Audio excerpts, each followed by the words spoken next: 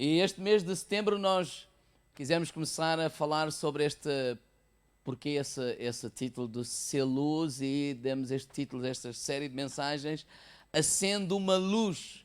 Na primeira mensagem falámos um bocadinho sobre conselhos práticos de como a luz de Jesus pode brilhar através de cada um de nós. Não é? Falámos sobre ser amável com as pessoas num mundo cada vez menos amável. De facto, quem for amável vai sobressair. Falámos o segundo conselho, ser excelente naquilo que faz. Naquilo que fazes, desculpa. E depois, não ter vergonhas do Evangelho. Na segunda mensagem, com todos estes três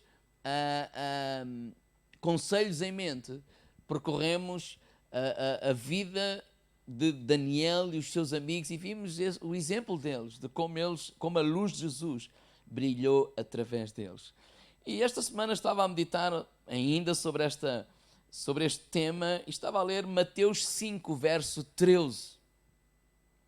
Porque a semana passada começámos no versículo 14. E no versículo 13 diz assim: vocês são o sal da terra. Diga ao meu lado, sal da terra. Sal da terra. E eu estou a ler na nova versão internacional. Diz assim: mas se o sal perder o seu valor, como restaurá-lo? Não servirá para nada, exceto para ser jogado fora e pisado pelos homens. Na versão A Mensagem, eu vou ler o mesmo versículo. Diz assim: permitam-me dizer porque vocês estão aqui. Vocês estão aqui para ser o sal que traz o sabor divino à terra. Se perderem a capacidade de salgar, como as pessoas poderão sentir o tempero da vida dedicada a Deus? Vocês não terão mais utilidade e acabarão no lixo. Senhor, obrigado, Senhor, pela Tua presença, e ao estudarmos a Tua palavra, fala-nos, abrimos a Tua palavra com temor no nosso coração, desejando que seja o Teu Espírito a me guiar, Senhor, e a nos falar em nome de Jesus. Vocês são o sal da terra. Vocês estão aqui para ser o sal que traz o sabor divino à terra. Entre muitas características do sal, não é, de conservação ou preservação, no tempo em que foi escrito, não havia frigoríficos. Não é? Então, o sal servia para preservar os alimentos, para conservar. Mas eu quero me concentrar no outra característica do sal, que é dar sabor. E vemos o seguinte pensamento ao meu coração. Sabe, eu não sou grande cozinheiro. Bem, eu dizer não sou grande cozinheiro é um elogio. Eu não sou cozinheiro, não percebo nada disso. Mas pronto, já grelho uns bifes. Vamos pensar assim: como é que é uma comida com muito sal? É bom ou é mau? É péssimo. Ou seja, muito sal é péssimo. Como é que é uma comida sem sal nenhum? Sabe, das coisas mais difíceis de mim em termos de cozinhar é quando dizem assim: mete 50 gramas daqui, pronto, a gente mete lá aquilo, pronto. Agora, e o sal? Carla, olha, é uma pitada, ou QB. E eu assim, mas o que é isso, o QB? É um bocadinho. Pois, um bocadinho, às vezes meto lá, está insonso. Ou então, ficou salgado. Esse bocadinho, mas de facto isso faz a diferença. Os ingredientes podem ser ótimos.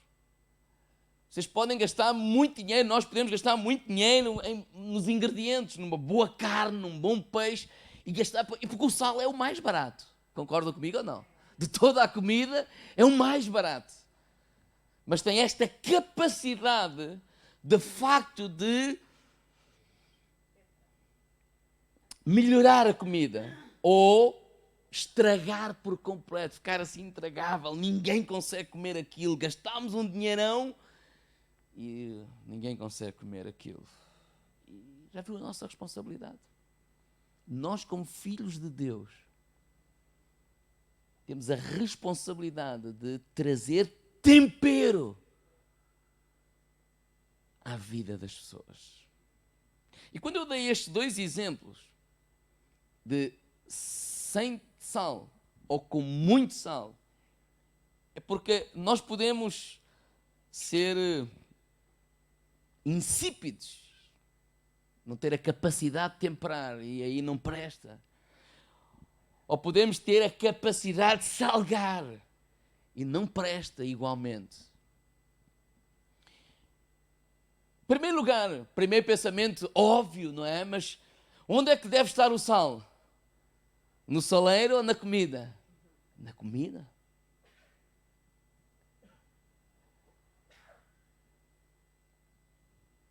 Não é no saleiro, não é na prateleira, porque lá não vai fazer nada. É na comida que ele vai fazer a diferença. Concordam comigo ou não? Mas o sal é a maioria ou minoria de todos os ingredientes que vai lá para dentro? É a minoria. Não é? Vais comer camarões, não vais pôr uma pedrinha de sal e um camarão. Não, vais encher aquilo de camarões e vais pôr algumas pedrinhas de sal. É sempre a minoria. Mas ele faz a diferença, é lá na comida.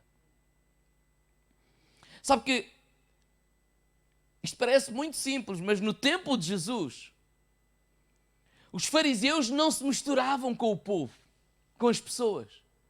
Eles tinham uma ideia, uma mentalidade, uma atitude até separatista. É nós os santos e eles o mundo.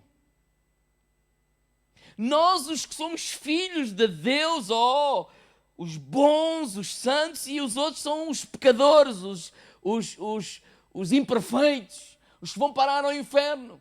E eles olhavam até com desprezo para as outras pessoas, e aquelas pessoas que não tinham as mesmas convicções que eles desprezavam. Eles adotaram até comportamentos, mesmo com aqueles que expressavam a mesma fé que eles, que Jesus chamava-lhes hipócritas, porque eles punham pesos na vida das outras pessoas que eles próprios não os cumpriam. Queriam tanto que os outros obedecessem, que exageravam no sal. Apenas se preocupavam com a aparência de santidade, a aparência de amor, a aparência de compaixão. Por isso Jesus lhes chamou hipócritas. Em Mateus, por exemplo, 12:34, diz: raça de víboras, como podereis vós dizer boas coisas sendo maus? Não é? Pois o que há em abundância do coração, disso fala a boca. E está a falar de gente que falava uma coisa, mas na verdade vivia outra.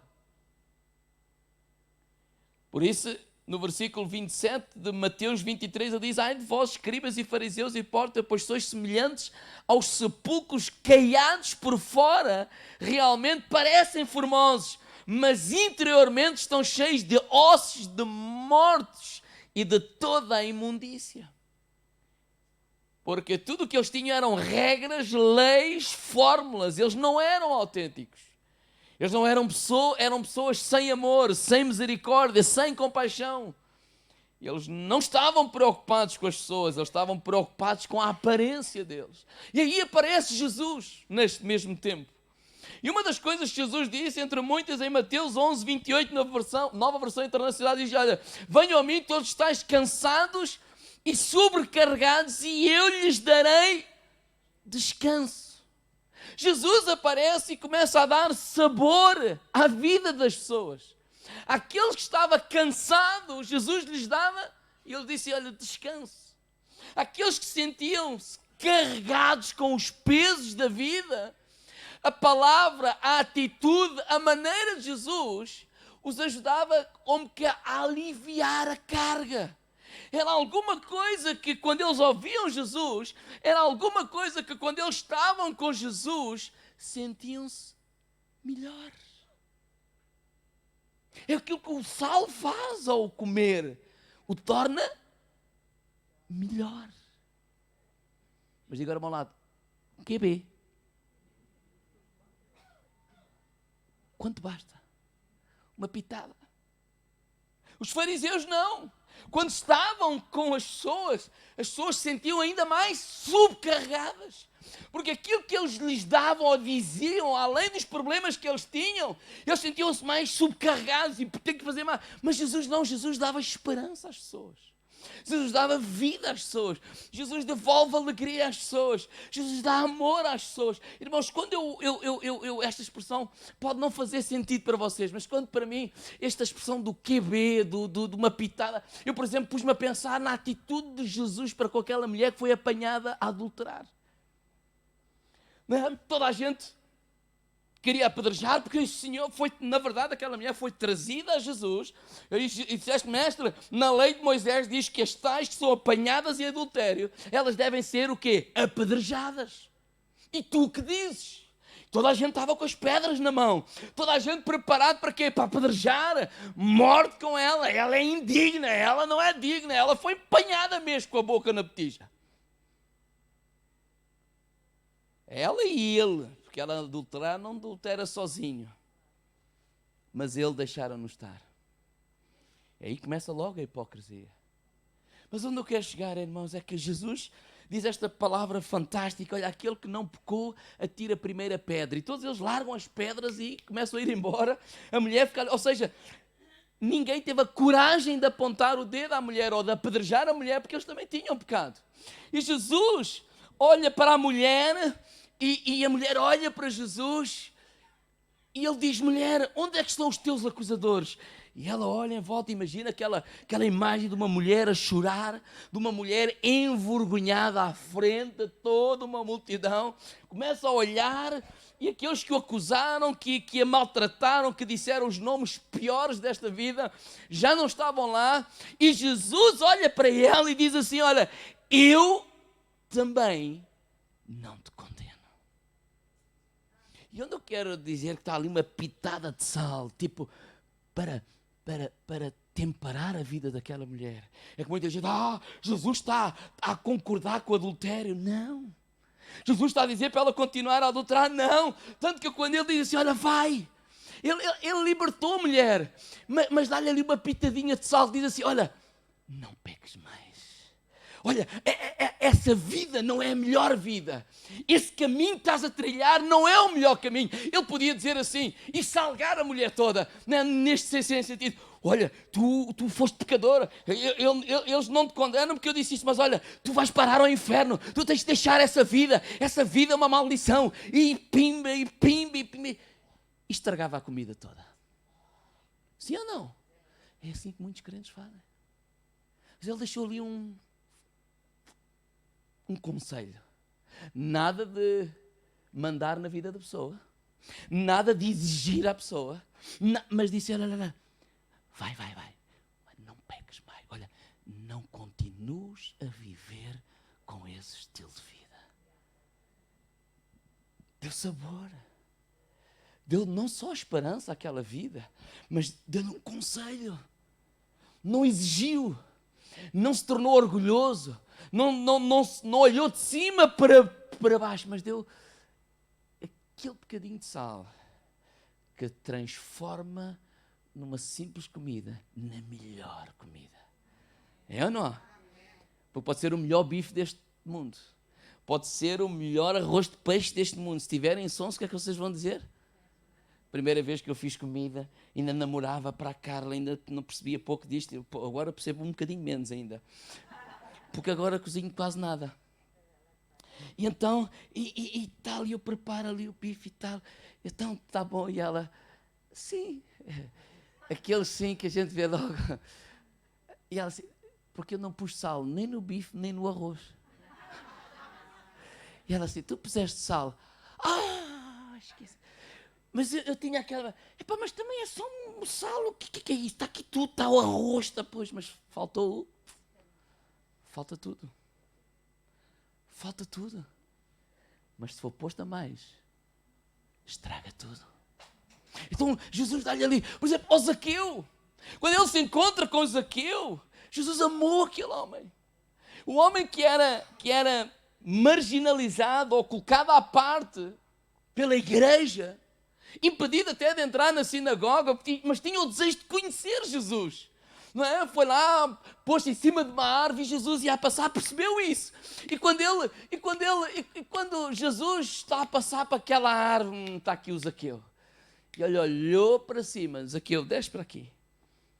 E ele dá aquela pitadinha àquele homem, o que os outros não deram. Ele deu a sua amizade. Olha, eu vou comer à tua casa. Ele conversou com Zaqueu. Zaqueu só tinha o desejo de quê? Ver Jesus de perto.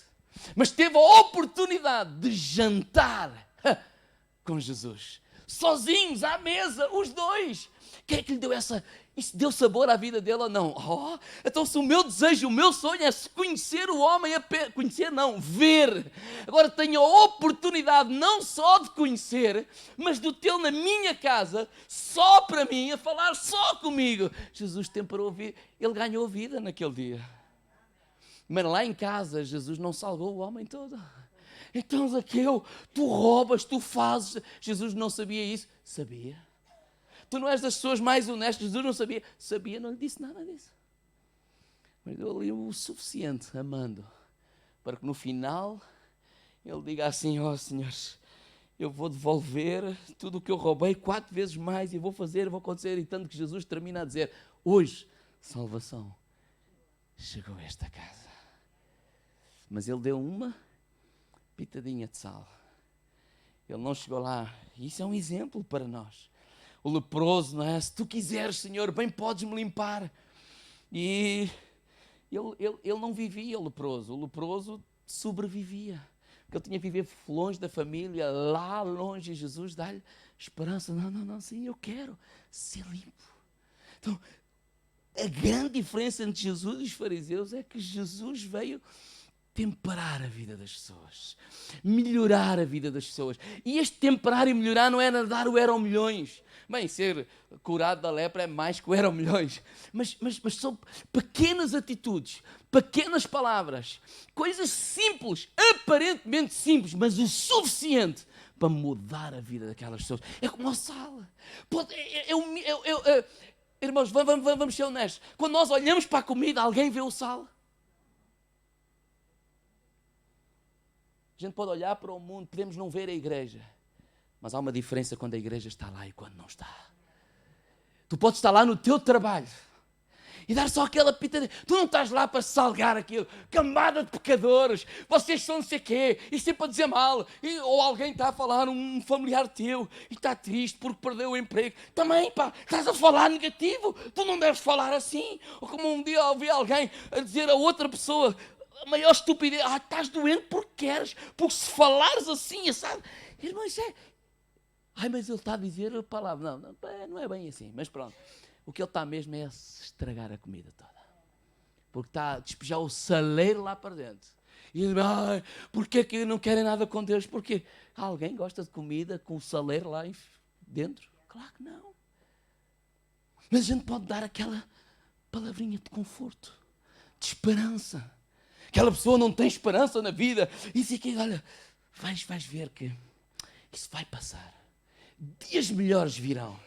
E tu deixaste lá uma pedrinha de sal. Mas ele amanhã vai encontrar outro António, outro Joaquim, outro irmão, outra pessoa. E deixa lá mais uma pedrinha de sal. E vai trazendo sabor à vida daquelas pessoas. Irmãos, eu não chego aqui como pastor e dizer, quer mudar tudo. E dizer, não, o que é que eu vou fazendo? Vou semeando. Uma pedrinha de sal, vamos lá orar, vamos lá nos encorajar, vamos lá sexta-feira, vamos lá fazer isto, vamos lá fazer aquilo.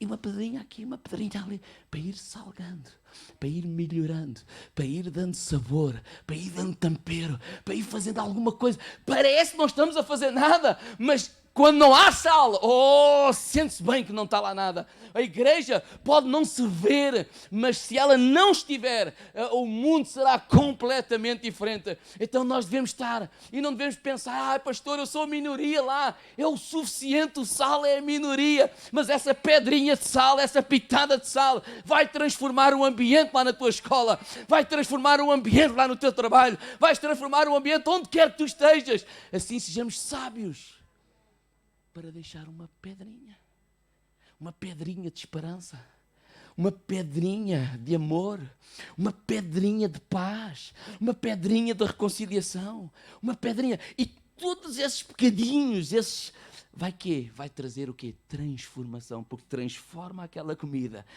no melhor pitel de todos. Sim ou não? Vocês sois o sal. Vocês sois o sal. E essa é a nossa responsabilidade. Trazer essa esperança. Não é de converter as pessoas. Não é de obrigá-las a crer como nós. Olhemos para Jesus. Jesus não disse, Zaqueu, a partir de agora tens que ir à sinagoga, tens que fazer, tens que ser. Não. Jesus deu aquilo que ele mais precisava, que era um amigo. Que o ouvisse e que estivesse com ele. Aquela pessoa que acaba de perder o emprego, aquilo que mais precisa é dizer que tu não fazes isto, tu não vais à igreja, tu isto, aquilo. Isso é a pior coisa que se pode dizer a alguém que está sensível, que está magoado, está desiludido e uma série de coisas. Mas dá uma palavrinha de esperança. Ou às vezes nem dás palavrinha nenhuma, estás só lá. Às vezes não precisamos de falar, só precisamos de estar e amar. Estar. E é esse cristianismo que vai contagiar a vida das pessoas. Porque, de facto, não estamos a falar aqui de uma campanha de evangelismo. Quando estamos a falar de ser luz, irmãos, não estamos a pensar numa campanha de evangelismo para ter 3 cultos no final do mês e cheios de gente e saímos daqui todos animados. Uau, tivemos a igreja cheia, sim, ótimo, mas e depois? A vida continua. O Evangelho, o reino de Deus não é apenas encher uma casa, não é sequer encher a casa, não. É que o reino de Deus possa entrar no coração da vida das pessoas. As pessoas possam abrir o coração para Jesus. Não só possam ser salvas, mas possam se entregar completamente a Ele. E eles vão ver as vidas mudadas. E vão ver vidas transformadas. E vão ver, então não estamos a falar de alguma coisa para acontecer amanhã. Estamos a falar de um estilo de vida. Estamos a falar de ser como Jesus. Ele contagiava as pessoas. Ele mudava a vida das pessoas. Diga, irmão, ao lado, com uma pitadita de sal. Não é obrigar toda a gente. E eu começo a terminar dizendo 6 pontos. O cristianismo contagiante é alimentado pelo amor. Eu vou mesmo dizer isto rápido. O que alimenta um cristianismo que contagia, digo, irmão, ao lado, é o amor. Por isso é que diz que Jesus se movia por íntima compaixão. Jesus amou mesmo Zaqueu. Jesus amava mesmo aquela mulher que foi apanhada a adulterar. Não tem a ver com, olha, mais um para o clube. Não, o estilo de vida que tu estás a levar só te destrói, só te leva por caminhos que não são bons. Então este conselho, vai e não pegues, olha, não sigas esse caminho. É amor por aquela pessoa. Quando ele orava pelos enfermos, não tem a ver com, eu quero que vocês me vejam, eu sou o maior, eu quero que vocês acreditem em mim, a nossa igreja é a melhor, é lá onde acontece o poder de Deus, é lá onde... Não está preocupado lá. Tanto que a maioria das vezes ele diz assim, vai e não digas nada a ninguém. A gente, deixa-me cá tirar uma foto, pôr no Facebook, um testemunho, para abençoar os outros. Mas ele não se preocupava com isso, ele dizia assim, vai e não digas a ninguém. Estou preocupado com isso. Porque aquilo que movia, o que alimenta um cristianismo contagiante, é o amor. Diga, irmão, lado, é o amor. É o amor. É nós desejarmos que as pessoas conheçam Jesus. É nós desejarmos que esta esperança que eu tenho, que parece que é natural e normal, e é para nós, mas não é para a maioria das pessoas. Essa expectativa que quando as coisas estão más, que apesar do mal, que Deus vai ajudar, que Deus vai extrair do mal o bem, etc. A maior parte das pessoas não pensam dessa forma. A maior parte das pessoas, quando passam por algumas coisas que nós passamos, umas pessoas suicidam-se, outras separam-se, outras não se voltam mais a confiar em ninguém. Uma série de coisas. Cristo pode mudar a vida dessas pessoas. Então, o que alimenta um cristianismo que contagia, digo ao irmão ao lado, é o amor.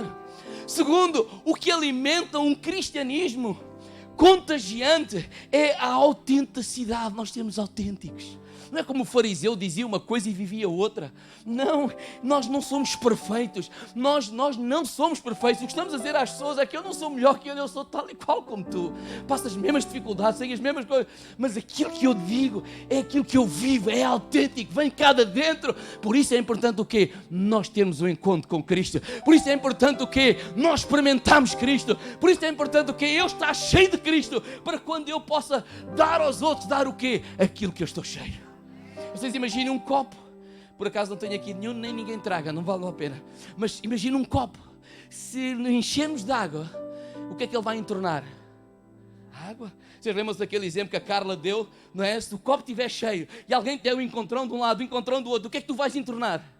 Água. Se tu estiver cheio de Jesus, mesmo encontrão de um lado, encontrão do outro, mesmo alguém que te ofenda, mesmo o patrão que te diga isto ou aquilo, o que é que tu vais entornar? Jesus. Esta é a razão quando eu falo e penso em grupos, é juntos lermos a Bíblia e juntos orarmos. Estamos cheios de Jesus. Estamos cheios de Jesus. Não é estarmos cheios da sigla CCVA. Não é estarmos cheios da sigla nossa igreja. E qual é a nossa igreja? A igreja de Cristo é só uma. Estamos aqui, temos o nosso caminho, temos que fazer o nosso caminho, percorrer o nosso caminho. Glória a Deus. E preocupamos connosco em percorrer o nosso caminho.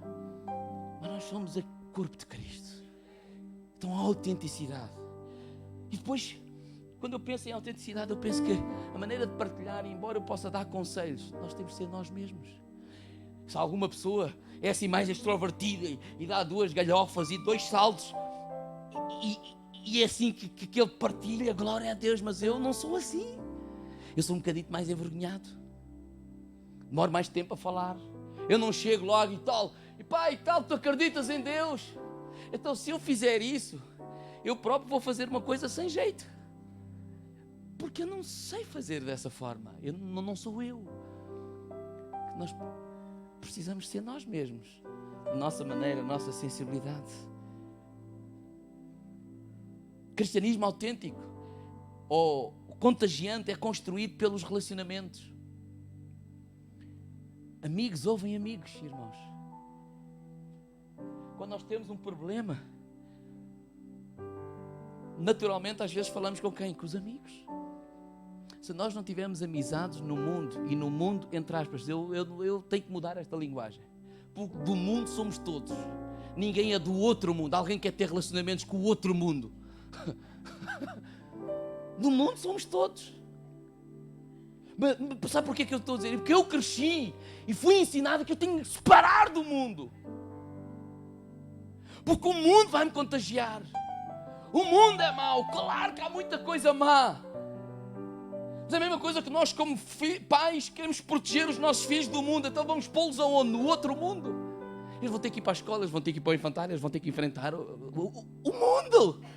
Então vamos é prepará-los para enfrentar e saber os princípios que lhes foram transmitidos e crer que quando eles andarem no mundo e a conviver e a estar, que esses princípios que foram transmitidos, eles vão lá estar e esses valores vão lá estar. É isso que Deus faz connosco também. Então não é esta, vamos ter amizades. E quando temos amizades, preocupamos com os amigos. Quer eles venham à nossa igreja ou não. Quer eles acreditam como nós ou não. Porquê? Porque estamos a pôr uma pitada de sal. Uma pitada de sal. O cristianismo contagiante é expresso pelas nossas ações e pelas nossas palavras. Não é? São Francisco de Assis, ele diz assim: porque o evangelho, prego o evangelho a todo o tempo e quando necessário uso palavras. Ou seja, que as nossas ações, elas possam pregar esse evangelho. Filhinhos, não amemos de palavra nem de língua, mas por obra e por verdade. Cristianismo contagiante é um processo. Diga, irmão, lá, é um processo. Uma semente aqui, outra semente ali, uma pitada de sal aqui, uma pitada. E ele conhece alguém, e conhece um casal que teve um momento difícil na vida, mas apesar desse momento difícil não se destruturaram, mantiveram-se unidos, com esperança, confiantes. Ele se calhar não diz nada, mas reparou nisso. Depois conhece outro casal e percebe-se disto e vai contagiar essas pessoas. É um processo. E até que a pessoa, depois, há um dia que alguém lhes falou e ele entregou a vida a Jesus. Mas tudo não aconteceu naquele dia. É um processo que vem acontecendo. Então a nossa maneira, o nosso conviver, o nosso amar, os nossos amigos que não são da nossa igreja, tudo isso é importante para nós irmos dando sabor, porque temos essa responsabilidade. E por último, cristianismo contagiante é uma parceria. Como diz lá em 1 Coríntios 3, versículo 4, porque dizendo eu sou de Paulo, eu sou de Apolos, porventura não sois carnais?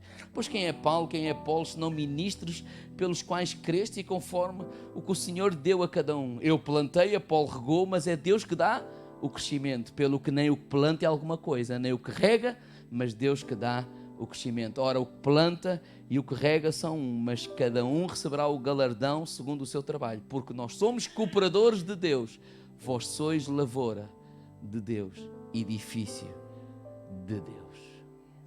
Nós somos apenas vasos nas mãos de Deus. Então não temos que envaidecer. Se um dia eu convidei o Paulo e ele entrou nesta casa pela primeira vez, porque eu o convidei, mas não fui eu que o convenci. Isso foi um processo que aconteceu. Disto, daquilo, de uma vizinha, de um tio, de um primo que também era crente e também um dia já me falou de uma Bíblia que me ofereceram, de não sei. Porque quando parece que tudo se conjuga, quem é o maestro disto tudo? É Deus, é o Espírito Santo. Apenas nós somos cooperadores. Então não temos que ficar tristes porque falámos e a pessoa não veio, porque o objetivo não é esse. Pastor, não queremos que as pessoas se convertam, venham à igreja. Claro que sim. Mas queremos dar sabor. Se naquele dia aquela palavra que tu disseste melhorou aquele dia daquela pessoa, tu saboreaste a vida daquela pessoa.